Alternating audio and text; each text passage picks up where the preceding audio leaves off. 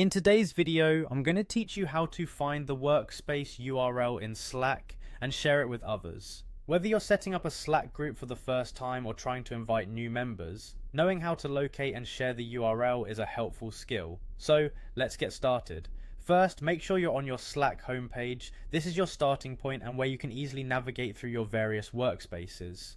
With Slack open, take a look at the sidebar. There you'll see a list of workspaces that you are a part of. Click on the specific workspace that you want to find the URL for. This will take you to the main area of that workspace. Once you're inside the workspace, direct your attention to the top right corner where your profile is located. Click on your profile to open the drop-down menu.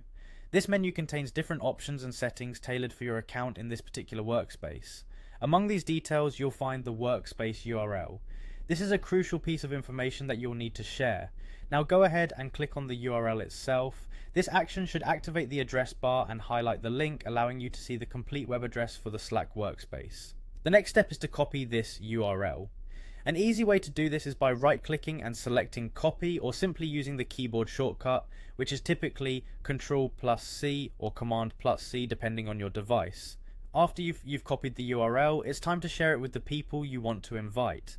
Head back to your main workspace on Slack. Look for the invite people option, which is usually prominently displayed, making it straightforward to find for user convenience. Clicking on this will open up an interface where you can start entering email addresses of those you wish to invite. Once you've typed in the email addresses, ensure that each is correctly entered to prevent any invitation misfires. After entering all the necessary contacts, you might see an option to assign them as a member or a specific role. This helps in setting the level of access or permissions new members will have once they join. Finally, with everything set, click on the Send button. This action will dispatch invite emails along with the workspace URL to all the entered addresses. And there you have it, your colleagues or friends will now receive the invitation to join your Slack workspace using the URL you shared.